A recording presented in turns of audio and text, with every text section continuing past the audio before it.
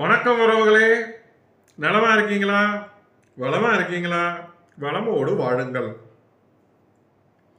பாமரனுடைய பார்வையில பகவத்கீதை 2வது அத்தியாயம் 11வது பதம் என்று பகவான் பேசுறார். என்ன பேசுறார்? வாங்க கேட்போம். புருஷோத்தமரான முழுமுதற் கடவுள் கூறினார், அறிவாளியைப் போல பேசும் அதே சமயத்தில் கவலைப்பட வேண்டாதவற்றிற்காக நீ கவலைப்படுகிறாய். அறிஞர் வாழ்பவர்களுக்கோ மாண்டவர்களுக்காகவோ வருந்துவது இல்லை. கவனமா கேளுங்க. அறிஞர் வாழ்பவர்களுக்கோ மாண்டவர்களுக்கோ வருந்துவது இல்லை. அர்ஜுனன் எனக்கு சரியான வழியை காட்டுங்க அப்படின்னு சொல்லிட்டு குருவாக பகவான் கிருஷ்ணரை ஏற்று சரணடைந்து விட்டார். அடுத்த வினாடியே பகவான் குருவுக்குரிய நிலையோடு பேசுறார். முட்டாப்பயல, அறிவாளி போல பேசுற, அதே நேரத்தில் வருத்தப்படாத கூடாத விஷயத்துக்காக வருத்தப்பட்டுக்கிட்டு இருக்க அப்படின்னு சொல்றார். ஏன்? அறிஞர் அப்படிங்கிற ஒரு வார்த்தை இந்த இடத்துல சொல்லப்படுது. யார் அறிஞர்? இந்த நாட்டில் பிரகஸ்பதி சிலது சுத்திக்கிட்டு இருக்க அறிஞர், பேரறிஞர் அப்படின்லாம் நிறைய மொழி பேசுவார், அடுக்குமொழி பேசுவார், எதுக முனையோடு பேசுவார் அப்படின்லாம் சில பிரகஸ்பதிக்கு நாட்டில் சுத்திக்கிட்டு இருக்க. அது பின்னாடி ஒரு கூட்டமே போயிட்டு இருக்கு. இவனுங்கெல்லாம் அறிஞரா? யார் அறிஞருங்கிறத பத்தி பகவான் இந்த இடத்துல நல்லா தெளிவா சொருவிருக்கார். ஆப்பு பகவத்கீதையை பாருங்கடான்னு சொல்லுங்க. அவனுல அறிஞன் யார்? ஜடம், ஆத்மா இவைகளை ஆளக்கூடிய தன்மை பெற்ற ஆளுநர். இவற்றை பற்றிய விஞ்ஞானத்தை அறிவதே அறிவு. அறிந்தவனே அறிஞன். அப்படிதாங்க. இதை பத்தி அறிஞ்சிருந்தால் நல்லா தெளிவா தெரிஞ்சிங்க. ஜடம், ஆத்மா மற்றும் அவற்றை ஆளுகின்ற ஆளுநர். இன்னும் கூட தெளிவா சொல்றேன். ஜடம், ஆத்மா, பரமபுருஷர். இதை பற்றி அறிவு ரொம்ப முக்கியம். அர்ஜுனன் என்ன சொல்லிட்டு இருக்கான் அப்படின்னு கேட்டீங்கன்னா, அரசியல், சமூக நீதி, இந்த பேர்ல சில டிக்கெட் சுத்திக்கிட்டு இருக்கு. சமூக நீதின்னு அதுக்கெல்லாம் வரேன் பின்னாடி. அடுத்தடுத்த அத்தியாயத்தில் ரொம்ப தெளிவாக ஆப்பு வைக்கிறார் பகவான். சமூக நீதினா என்ன, அரசியல்னா என்ன அப்படிங்கிறத பத்தி எல்லாம் அடுத்தடுத்த அத்தியாயங்கள்ல பதங்கள்லாம் பார்ப்போம். இதை விட ரொம்ப முக்கியமான அறநெறி. அறநெறிக்கு நாம முக்கியத்துவம் கொடுக்கணும். அதனாலதான் பகவான் இது நியாயம் இல்லையே, இது தர்மம் இல்லையே, இது சரி இல்லையே, இது இப்படி பண்ணலாமா அப்படின்லாம் புலம்பிக்கிட்டு இருக்கான். ஒரு கட்டத்தில் குழம்பி போய் சரணடைஞ்சிட்டான். எனக்கு சரியான வழி எது காட்டு அப்படின்னு. அப்பதான் பகவான் சொல்றார், அரசியலை விட சமூக நீதி, சமூக நீதியை விட அறநெறி கொள்கைகள் இவைகளை காட்டிலும் முக்கியத்துவம் வாய்ந்தவை. என்ன? ஜடம், ஆத்மா, பரம்பொருள் இவைகளை பற்றிய விஞ்ஞானம். இதை அறியாத நீ ஒரு அறிஞனா? ஏன்னா அறிஞன் இந்த உலகத்தில் வாழ்ந்து கொண்டு இருக்கக்கூடிய நிகழ்வுக்கோ இல்லை இறந்து விட்ட செய்திகளுக்கோ ரெண்டுத்துக்குமே சரி கவலைப்படுவதில்லை, வருந்துவதில்லை.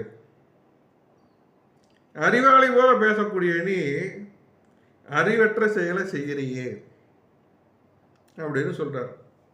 அறிவற்ற செயல் என்ன? கவலைப்பட வேண்டாதவற்றுக்காக கவலைப்படுவது. பிறந்த இவ்வுடல் இன்றோ அல்லது என்றோ அழிய வேண்டியதே. இந்த உடல் ஆத்மாவை போல அவ்வளவு முக்கியத்துவம் இல்லை. இதை அறிபவனே உண்மையான அறிஞன். அதை விட்டுட்டு இந்த உடம்புக்காக வருத்தப்படுறியடா, கவலைப்படாத தேவைப்படாத விஷயங்களுக்காக வருத்தப்பட்டு உட்காந்துருக்கியடா, நீ அறிஞனா முட்டாளே அப்படின்னு பகவான் பேசுறார். ஏன்னா இந்த அறிஞன் ஜட உடலுடைய எந்த நிலைக்கும் வருந்துவதில்லை. இறந்தாலும் சரி, பிறந்தாலும் சரி, வாழ்ந்தாலும் சரி, மறைந்தாலும் சரி, எதுக்கும் வருந்துவதில்லை. அப்படிப்பட்ட நிலையை இந்த இடத்துல பகவான் அர்ஜுனனுக்கு நினைவுபடுத்தி அறிவுறுத்துகிறார். அறிஞனை போன்று பேசிய அர்ஜுனனுக்கு ஒரு குட்டு. அது மட்டுமல்ல, நாட்டில் சுற்றி திரியும் பல அறிஞர்களுக்கும் இது ஒரு குட்டு. ஆமாங்க, தெளிந்த கண்ணோட்டத்தோட இந்த காணொலியை பார்த்துக்கிட்டு இருக்கக்கூடிய அத்துணை அன்பர்களும் இந்த 3 விவரங்கள், அதாவது ஜடம், ஆத்மா, பரம்பொருள் பற்றிய விஞ்ஞானத்தை அறிந்தவனே அறிஞன். அவன் மட்டுமே அனைத்து விதத்திலும் ஏற்றுக்கொள்ளத்தக்கவன் அப்படிங்கிறத நினைவில் கொள்ளுங்கள். சும்மா சுத்திக்கிட்டு இருக்கிற பயலெல்லாம் நம்பாதீங்க. அறிஞன், பேரறிஞன், அடுக்குமொழி வசனம், பல மொழியா அற்புதமாக எதுக்குமனோட பேசுகிறவன் இவெல்லாம் அறிஞனே கிடையாது. 1ஆம் நம்பர் புறம்போக்கு. தன்னை உணர்தல் விஞ்ஞானத்தை பற்றி மிக தெளிவாக பகவான் இந்த பதங்களில் காட்டிக்கிட்டு வரார். கவனமாக பாருங்க. இதை கடந்து அடுத்தடுத்த அத்தியாயங்களில் வரக்கூடிய பதங்களில் அற்புதமான பல செய்திகளை கொடுக்குறார். முழுமையாக பகவத்கீதையை என்னை போன்று முட்டாள்களும் அறிந்து கொள்ள முடியும். இந்த காணொலியை கண்டு கொண்டு இருக்கக்கூடிய எப்படிப்பட்ட நிலையில் இருக்கக்கூடியவராக இருந்தாலும் சரி, ரொம்ப எளிய விதத்தில் இதனை நம்மால் கிரகித்து கொள்ள முடியும். சரி, அடுத்து என்ன நடந்தது? இந்த நிகழ்வு அடுத்த பதத்துக்கு நாம் போகும்போது இன்னும் நிறைய விஷயங்களை நாம் பார்க்க வேண்டியிருக்கு. ஒவ்வொரு பதத்திலையும் ஒவ்வொரு தகவல்கள் சுட்டி காட்டப்பட்டிருக்கு. இந்த பதத்தில் அறிஞன் யார்? அறிவு என்றால் என்ன? அறிவு என்றால் ஆத்மா, ஜடம், ஆளுநர் இவைகளை பற்றி அறிவது. அறிஞன் என்பவன் இதே ஜடம், ஆத்மா, ஆளுநராகிய பரம்பொருள் இவை பற்றி அறிந்தவன், அந்த விஞ்ஞானத்தை கற்றவன். அவனுக்கு இந்த ஜட உடல் மேலோ வாழ்ந்தாலும் இறந்தாலும் எந்த ஒரு வருத்தமோ கவலையோ வராது, கிடையாது. தெளிவாக தெரிஞ்சுங்க. இதுதான் இந்த பதத்தின் உட்பொருள். அடுத்து நடந்தது என்ன? அடுத்தடுத்து வரக்கூடிய பதங்கள் பல அரிய தகவல்களை கொடுக்குது. ஒரு காணொலியில் முடிக்க முடியாது.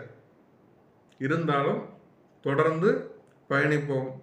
என்றும் உங்களோடு பயணிக்கும் சக பயணி மதுரகவி கோபாலகிருஷ்ணன், காயாலிலிருந்து. உங்களுக்காக நான் என்றும் உங்களோடு தான்.